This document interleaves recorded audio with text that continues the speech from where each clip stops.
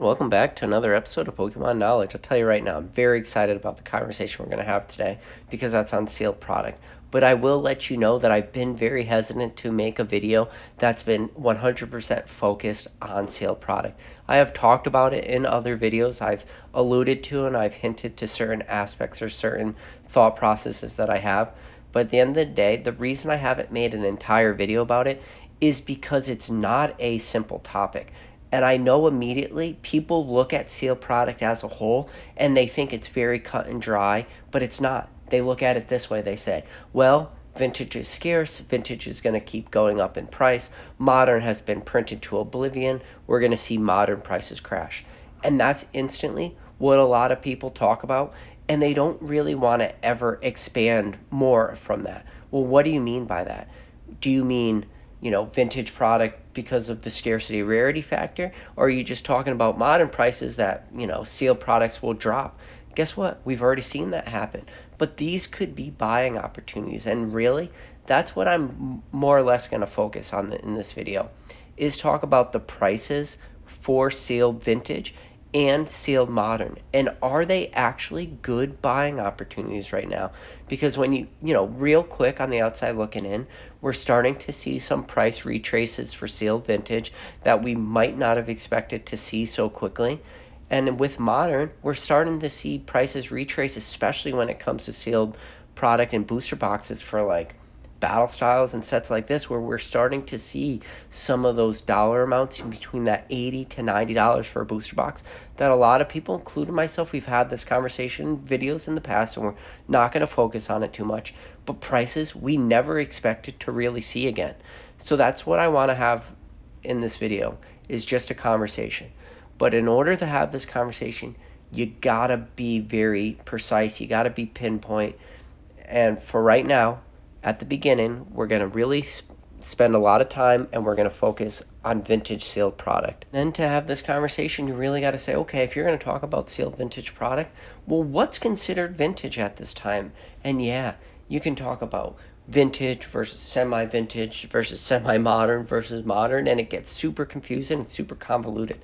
So just for this video, because you got to draw a line somewhere, I'm going to have to draw the line at black and white. So, black and white sets and earlier are just going to be considered vintage for this video. And pretty much XY to, Sword and Shield is going to be considered modern. But at the same time, there's probably a lot of people out there who can make some pretty good arguments and really talk about, let's start to look at XY as vintage.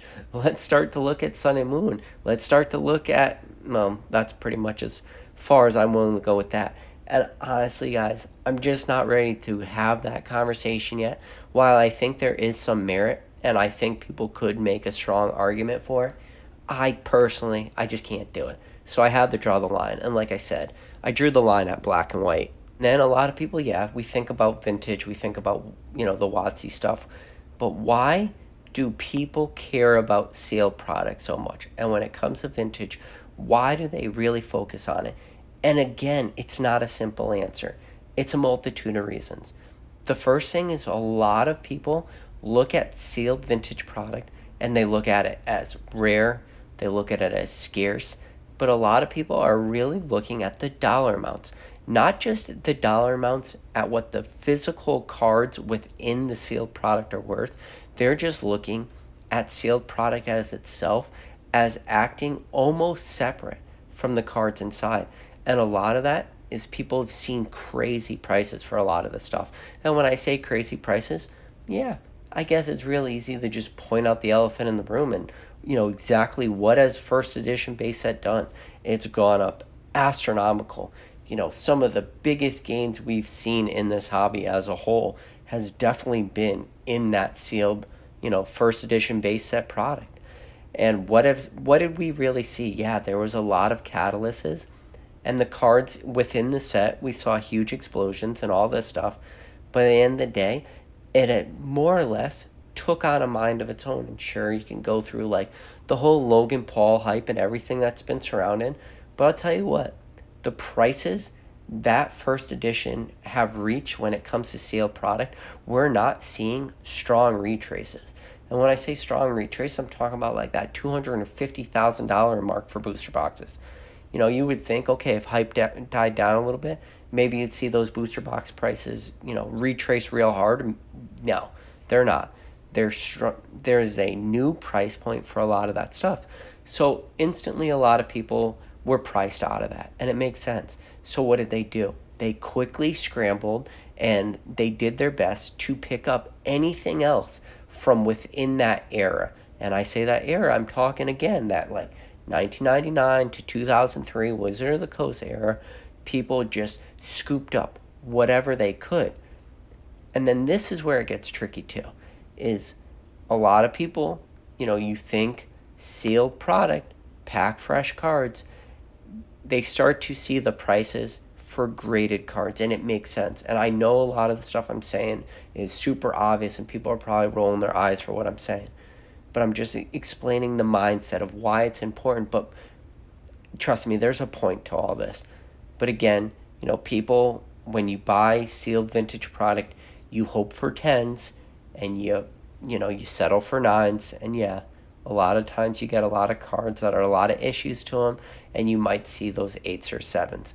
But ideally, nobody is really pricing sealed vintage product at 7 or 8 prices. All those cards are being priced at 9 or 10 prices. So it runs in a lot of risk. And yeah, when you have certain packs, you have certain sets that do have a big expensive chase card in it, while your percentage and your chance of actually pulling that card can be very, very low.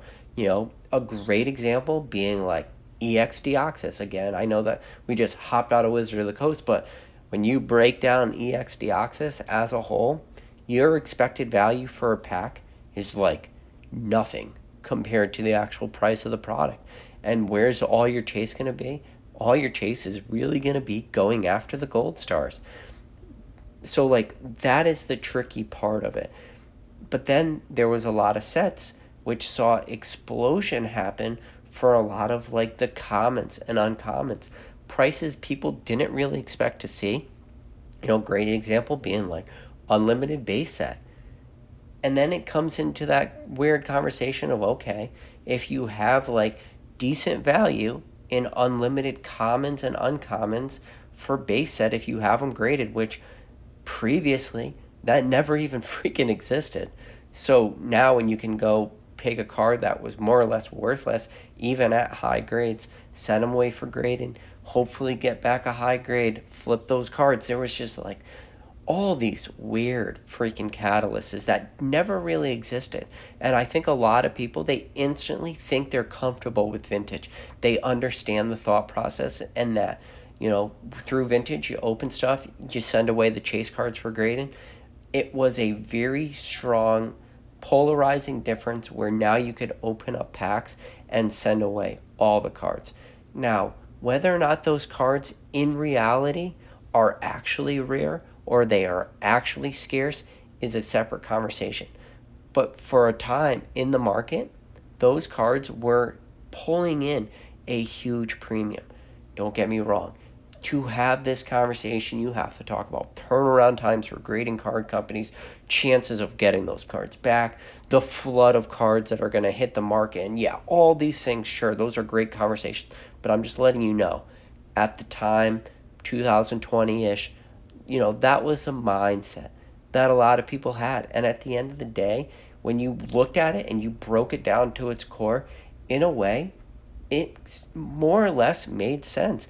Because to say it didn't make sense would mean that you were ignoring the prices that all these cards were demanding on the secondary market.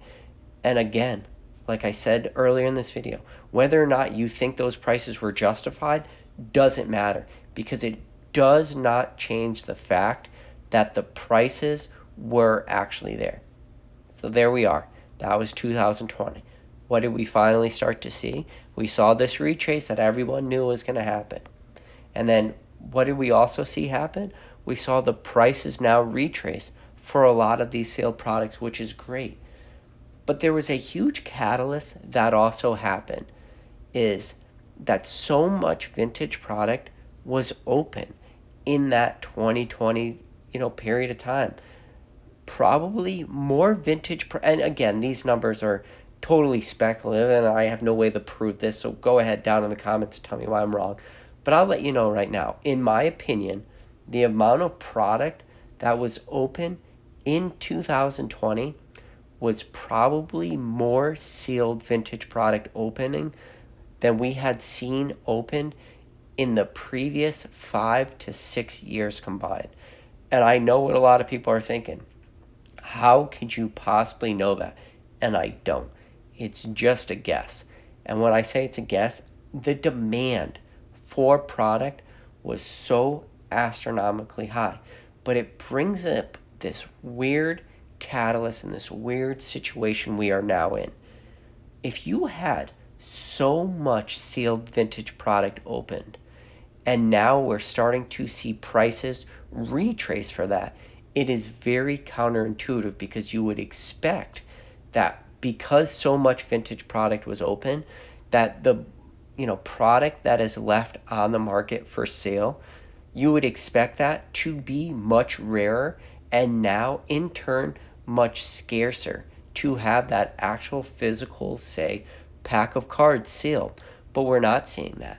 We're seeing prices continue to retrace, which brings back maybe a little bit more of the fundamentals of the hobby. And when I say fundamentals, is that the prices of the packs at the end of the day will be dictated by the actual cards inside of them. And I know, again, that might sound very obvious that a pack could only be worth what the cards inside are worth, but that, mindset and that thought process was really thrown out the window in 2020 especially when you break down sets like Jungle or Fossil, where your expected value on cards was very low, and especially when you separate like first edition cards and you're really just looking at like unlimited shit for Jungle and Fossil.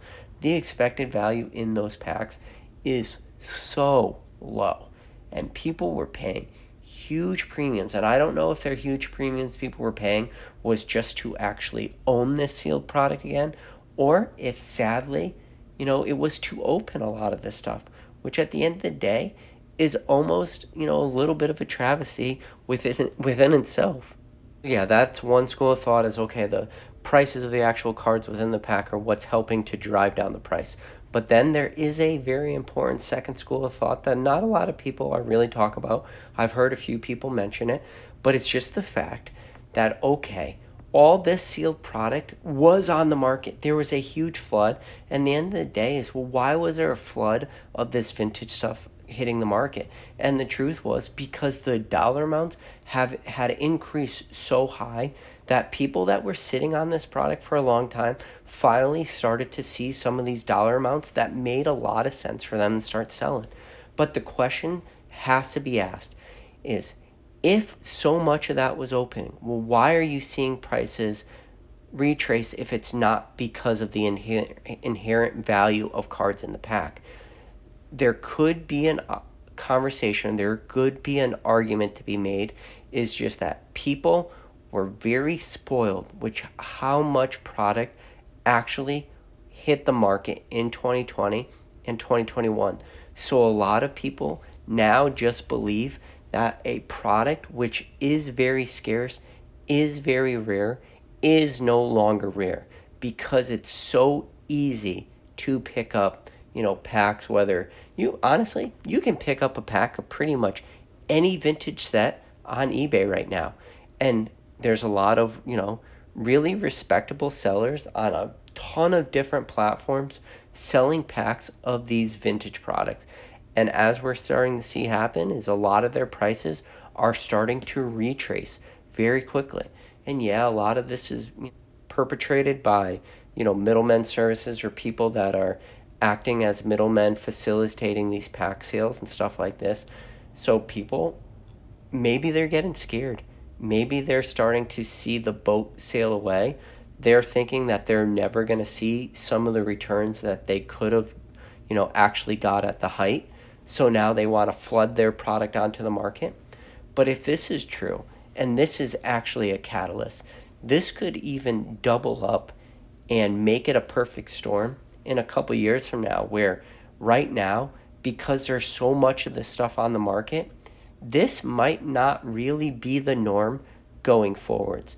Because at the end of the day, one of the only truths about vintage is that no more vintage is being printed. So there is, at the end of the day, a true finite supply of this. What those numbers really are, how many booster boxes, how many packs of products actually exist, it's impossible to know, what's sitting still sealed in people's collections, in people's closets, or in storage containers people forgot about, stuff like this. That is a number that you can't really compute. You could take educated or rational guesses, but at the end of the day, no one knows for sure. But just we're living in a time right now where so much of this stuff is on the market. There is that illusion of that illusion that it is not scarce. And that's very important. That's why if you believe that that could be a catalyst happening right now on the market, and that's why we're starting to see some of these vintage prices retrace, it could open up the door for a lot of people to make some really smart, really, well thought out moves when it comes to vintage product. And again, this is one of the biggest caveats you can ever talk about when it comes to sealed vintage, is if you want to be in sealed vintage, ideally, you need to be in it for the long term. And that's something very tricky that didn't happen recently in sealed vintage. And you might be asking that question as, well, what do you mean that didn't happen? Well, there was a lot of conversations happening with sealed vintage product that, some of it made a lot of sense. Some of it was really questionable. Some of it was really scary. And when I say that is, we saw an explosion happen with vintage sealed product prices for graded packs. The demand and the premium that graded packs were getting really didn't make sense. And the reason why I say that is because for the most part, you expect sealed vintage products to be light packs. You do not expect them to be heavy packs. And, a lot of people, that's pretty obvious to a lot of people. But at the same time, you're seeing the prices for these graded packs pull a premium over heavy packs. So you really have to ask, well, what does this mean? Is this just a new subset of this hobby that was being created, where now you had people who were going one step further? It's a tough conversation to have. But then you also had a lot of people that were able to figure out ways to exploit a lot of, trusted sellers with questionable sellers, a very easy target a lot of people went after is when people were able to find very cheap unweighed product. And when I say unweighed product, you have to be very, very careful at who you're buying from.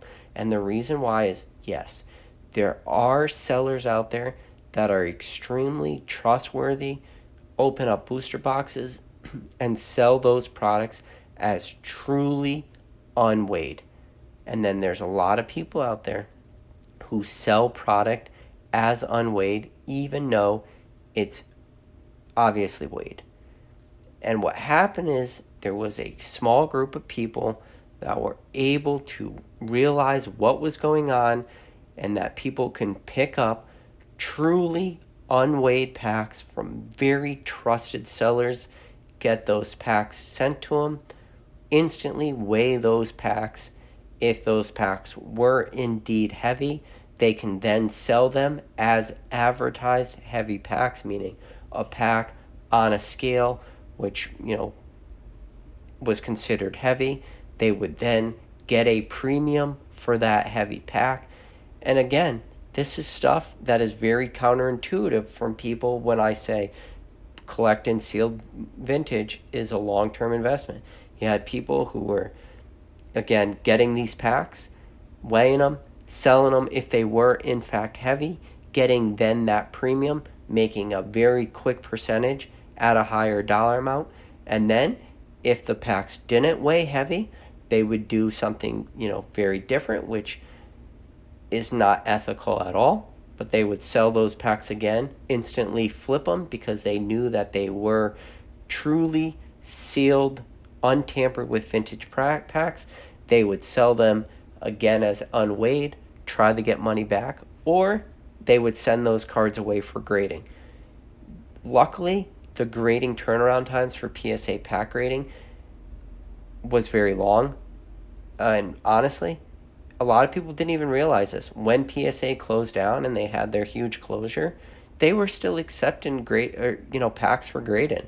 A lot of people didn't realize that. Yeah, all their grading tiers were pretty much closed with the exception of their highest tiers for individual cards, but they had left sealed vintage pack grading still open. And very, very recently, like as of, I want to say, the beginning of July, end of June, is when they canceled that policy, and now they're no longer accepting, sealed pack submissions either. But that window was open for a long time. So but again, that's something different. But I just want you guys to understand, that there was people out there doing exactly what I said. They would buy truly unweighed packs from trusted sellers, sell them, weigh them heavy, sell them at a premium. If they weighed light, they would just sell them. They would resell them as unweighed, or they'd send them away for grading. So yeah, really sketchy, really unethical stuff. But this was stuff that was happening because people quickly realized the premium for weighed packs. And I don't want to get off on too much of a tangent, but just at least understand that existed for a little bit of a window of time, especially in 2020. And so yeah, that just deals with, the sketchiness of the unweighed versus weighed vintage product. But at the end of the day, too, is people need to be very mindful, and they got to be very worried about resealed product when it comes to vintage, too. And yeah, resealed vintage product is definitely a problem. There's a lot of vintage products sitting on a lot of people's shelves right now at home that people do not even know that their product is resealed. And if they don't have any plans to open it in the near to long term, they may never know. And I know a lot of you guys are out there thinking, well, you can do a lot of the checks to understand if your vintage product is actually sealed. But I don't want to be the guy, but I will. I'm sorry to bust your bubble, but a lot of this product is very, very hard to know 100% certainty that it is in fact resealed. Because at the end of the day, while people may think that it is hard to reseal packs, it's not if people are very good at it and they have a lot of practice. And you can even go one step further and just say, okay, well, when you look at some of these PSA graded packs, there is a huge, long-running history of PSA grading packs that have been resealed. So even the quote-unquote experts, the people that are putting their name, behind it, who are encasing these in slabs, there has been a lot of times where resealed packs have even slipped through that sort of due diligence in the grading process. So it is something to be very mindful of, and that's why it's so important if you are going to go the sealed product route, and especially the vintage product route, and then even to go one step further, the individual pack route, you need to do so much vesting, so much due diligence to make sure you do not get scammed. Because at the end of the day, I don't know how it happened, but it happened. Scamming is just becoming more and more rampant in this hobby, and it's becoming more and more of the norm. But, to be one step, further and be a little bit more nervous is that it's getting very good.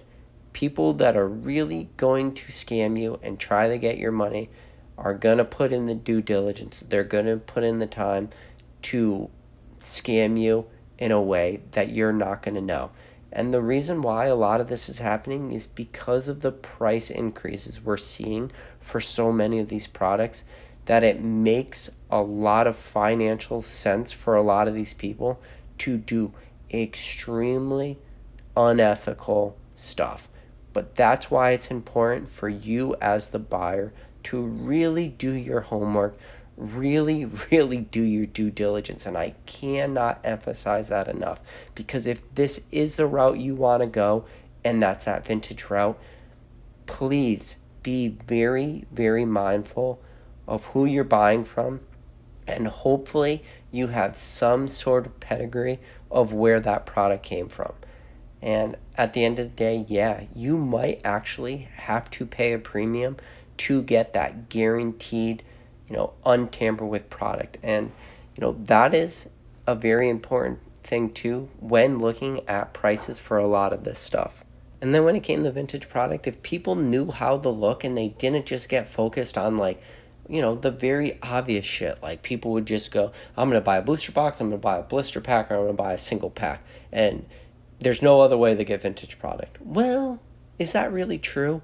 Like, people weren't really doing their homework. People weren't doing their due diligence. What were some of the things I did? Because I'll tell you what, for a time, the market got super, super competitive.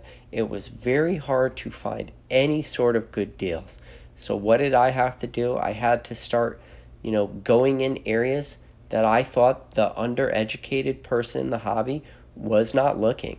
And some of those areas were like some of this sealed vintage product that might look like starter sets, but in fact there is actually packs in these. And I think I'm gonna go crazy. It's the one with the Latios with ruby and sapphire packs in it. Those were still selling for super cheap, and it had a sealed pack in it, including a lot of cards. Or I go after like a lot of vintage tins. There are vintage tins, especially like the Entei tins from 2010. Those had a lot of good packs in it. There was 4 packs. I'll show you an example of one that I just very recently was watching the auction. I did not buy it because it went for a pretty high dollar amount that I wasn't super comfortable with. But even at the height of the craze that was going on, the market was definitely getting much more competitive, but there was still a lot of this product floating, under the radar. And like the Entei tin that I'm thinking of, there's 4 packs inside that. You have Heart Gold Soul Silver, the base set, Heart Gold Soul Silver Undaunted. Then there was a Diamond and Pearl Stormfront.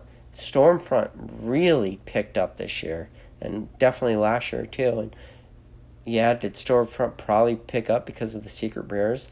Yeah, there's 6 secret rares of that set. 3 of them are, very mediocre at best. But yeah, you still had the Charmander, the Charmeleon, and then obviously the Charizard. Everyone knows the Charizard for that set being, the base set artwork.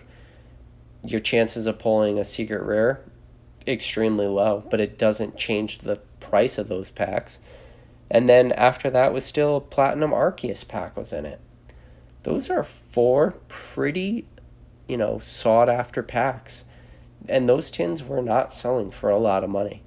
But people just didn't do the due diligence for some of this stuff. And yeah, maybe am I giving away some of my, strategies? I don't even know if it's a strategy. Maybe people are looking at these tins and they're saying, I didn't even know this freaking tin existed. I didn't know what packs are in there. And at the end of the day, is it hard to find this information? Probably not.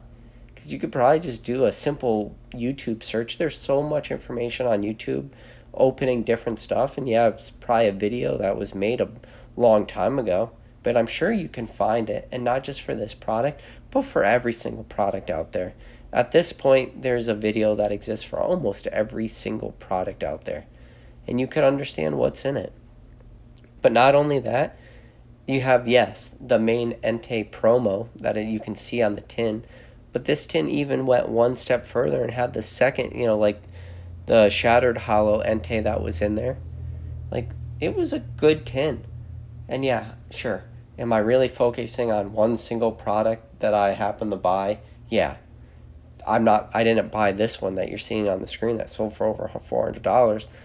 But to pick up things like this, and you don't get so focused on the one thing that's on the screen, and then please don't start, nitpicking the price of, I understand that this sold for a premium, over $400, but this is just a example.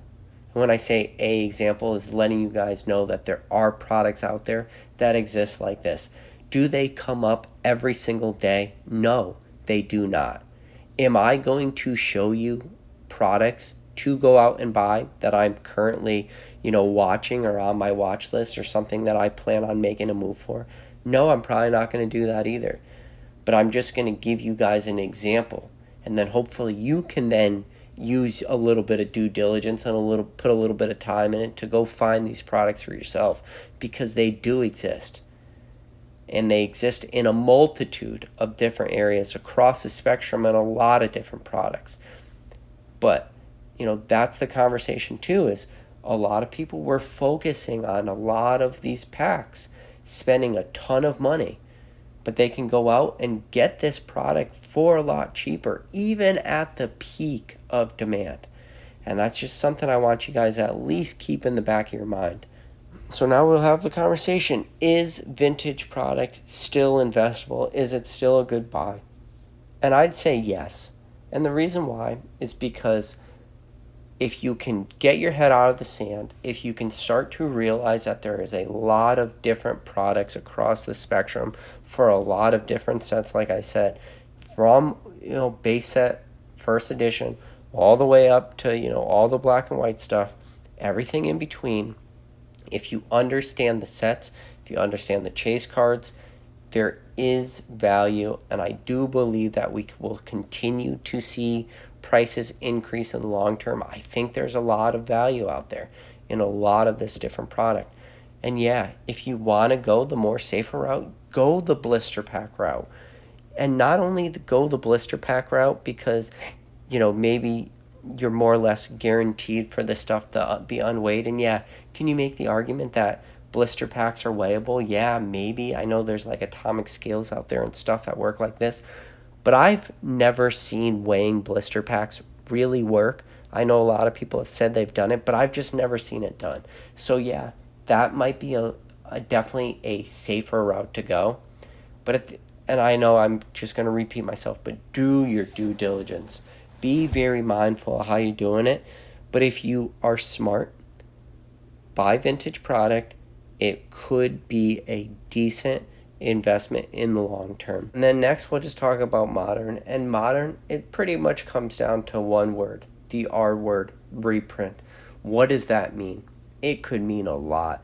Reprints could be your best friend or your worst enemy. It could be your best friend for two reasons. One, you never got a chance to get a product, so you're hoping for a reprint to see prices decrease so you can then pick up whatever you weren't able to afford, for very recent, very modern sets. Or number two, reprints could be your friend because there is always the chance that reprints don't happen. And yes, there is always the very, very easy argument for modern is that everything will get reprinted. There is a strong conversation that always have that there is a chance that while modern products are very new, that they don't get a reprint. And no one knows for 100% certainty either way that things are going to get reprinted or things are not going to get reprinted. No one knows. Time will always be on your side as time goes by. Tick, tick, tick. Yes, reprints always look less and less likely, but you can never say with any kind of certainty. And then the next thing is where are the price points for modern product right now versus where can they be in the future? And a lot of people can look at a lot of product throughout, pretty much all time. You can go from and look at any set 2019 and earlier, any set ever created in the history of the hobby, and you could look at what that product sold for at release versus what it's worth right now. And you can do that from yes, first edition base set, which isn't even fair to have that conversation, but you can do it all the way up to November 2019 and look at Cosmic Eclipse. And so that pretty much gives you every sun and moon set, every single XY set, given enough time, what has the prices of every single one of these products done. It's gone up. Black and white, hard gold, sold silver, diamond and pearl, all the EX stuff, Nintendo stuff, WotC stuff, it doesn't matter. Prices have gone up. So that is the argument that is extremely, extremely easy for anyone to have. Because at the end of the day, to have a modern conversation, it's very important to look at the future. But then a lot of people can just say, well, never in the history of Pokemon have we seen so much product get printed in such a short amount of time. And more importantly, not only the amount of product that was printed, but the amount of people sitting on and hoarding product. And at the end of the day, that is also a very strong argument, because I'm going to be the first one to admit that I can never think of a period of time in this hobby where so many people sat on closet full of sealed modern product. And when I say modern product, I'm just talking about any time period, whether it goes back to black and white or XY or diamond and pearl. There weren't people sitting on as much sealed product as we're seeing so many different people sit on right now. But it's, it's a good conversation to have. But at the same time, a lot of the people that are having this conversation are talking that the demand for a lot of this stuff will not be there in the future. And a lot of that conversation is that the younger generation is not really getting a lot of this product. They're not opening it. They're not finding this strong attachment to it. Very similar to what I saw for, early WotC stuff. Probably what you guys have feelings for early WotC stuff, Base Set, Jungle Fossil, Team Rocket, all that era. But at the same time, I don't think that's true also. And the reason why is because there are a lot of kids right now at a very young age, whether it's because their parents were familiar with it and they're, getting back into the hobby. But I'm telling you right now, there is a brand new generation of people collecting Pokemon cards. And yeah, is there the ability to make the argument in the future that a lot of the generation opening cards right now today who are starting to grow an attachment to like a Chill and Rain or Vivid Voltage or even a Battle Style, stuff like this, will these people be going back and searching out these sets in the future? It's impossible to say. Do I think, honestly, if you were to ask me, if I went out and picked up a booster box of Battle Styles for between $80 and $90, in 20 years from now, do I expect that booster box to go up in price? 100% yes, I do. The conversation really needs to be more as, well, do I think that will be some kind of crazy return on your investment? Do I think you could potentially invest your money better other places? Sure. But at the end of the day, it's this real weird conversation, because when you look at people who have very large collections of sealed product, and when I say sealed product, like again, anything 2019 and earlier, when you look at their product and you look at what they paid for it, these will be the same people who will tell you that modern product is going to be worthless. But at the same time, it's almost, you have to have a conversation, and the debate is what they're saying, what are they basing it on? Because everything that they have done has been correct.